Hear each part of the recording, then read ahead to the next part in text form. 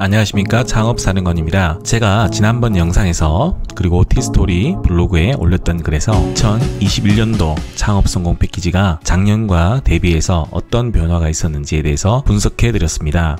올해 창업성공 패키지 사업의 공고문을 분석해서 작년과 어떤 변동사항, 그리고 올해 어떻게 준비하면 좋을지에 대한 준비 팁에 대해서 설명을 드렸었는데요. 지난번 강의에서 지역별 우선 선발 산업 분야의 변화, 이 부분을 잘 체크하셔서 창업성공 패키지 이번에 신청하실 때 잘 대비하시라는 말씀을 드렸습니다. 이번 시간은 초기 창업 패키지와 그리고 창업성공 패키지, 청년 창업사관학교, 청창사라고도 불립니다. 초기 창업 패키지와 창업성공 패키지 꼭 알아야 할 차이점에 대해서 설명드리도록 하겠습니다. 지난번 영상에서도 설명드렸지만 이 창업성공 패키지는 입소의 개념이 있습니다. 아무래도 사관학교의 의미를 살릴 수 있는 그런 입소 개념이 있거든요. 물론 입소 개념도 초기 창업 패키지와 창성패의 큰 차이점입니다.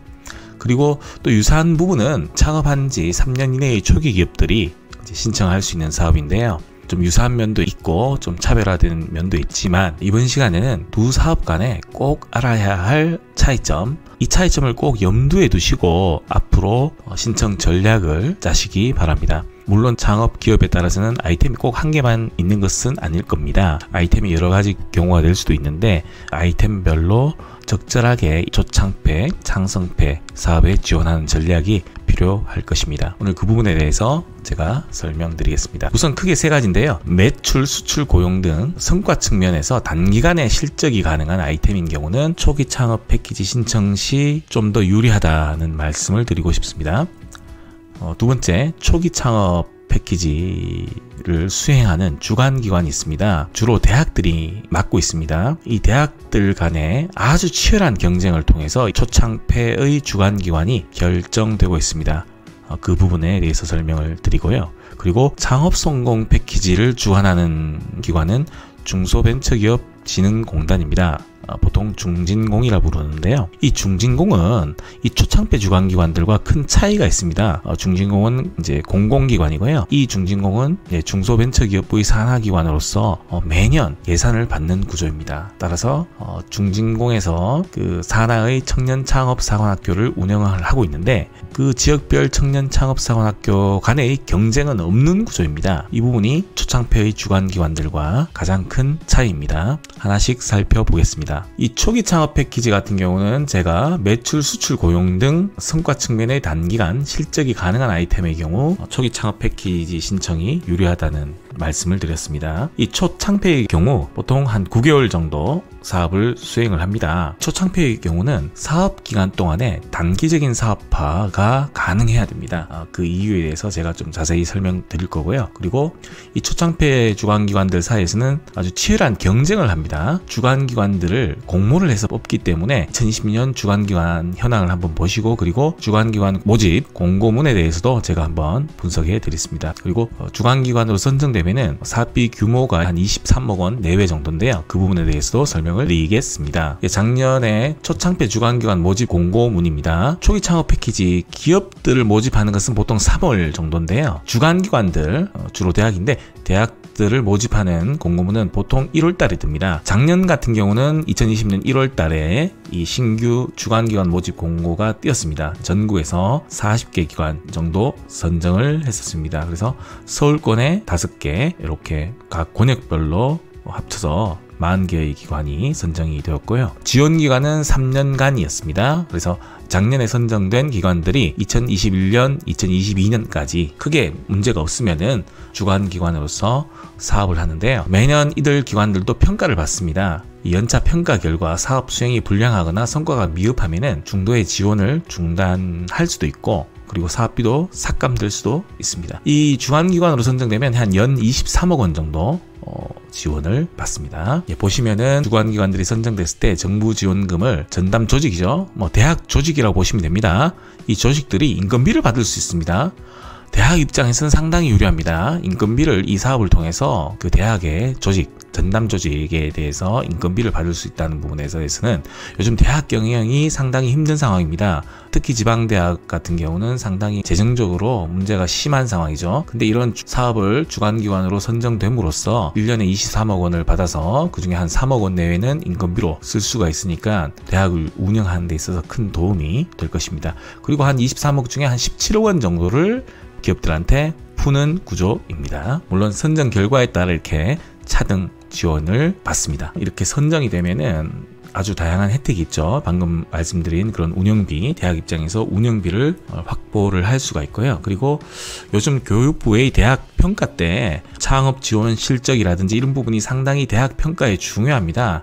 그래서 대학들이 이런 초기 창업 패키지 주관기관으로 선정되면 아주 홍보를 대대적으로 하고 있습니다. 한번 보실까요? 전남대도 작년에 초기 창업 패키지 주관기관으로 선정되었다고, 순천향대도 2020년 초기 창업 패키지 주관기관 선정되었다고 이렇게 홍보를 했습니다. 예, 그리고 한남대 중기부 초기 창업 패키지 주관기관에 선정되었다고 대대적으로 홍보를 했습니다. 보시면은 연간 23억 원이니까 3년이면은 69억 원 정도 되는 큰 사업입니다. 근데 초창폐 주관기관으로 선정되기 위해서는 무엇보다도 지원했던 기업들의 성과가 아주 중요합니다. 즉 창업기업들을 주관기관들이 선정을 해서 지원을 하는데 지원받은 기업들이 성공 사례가 나와야 됩니다. 매출이 대폭 성장하거나 고용 창출을 활발히 일으키거나 그리고 투자 유치를 받거나 수출 등의 실적을 달성하거나 했을 때 이 성공 사례에 들어갈 수 있습니다. 따라서 초기 창업 패키지 주관기관들은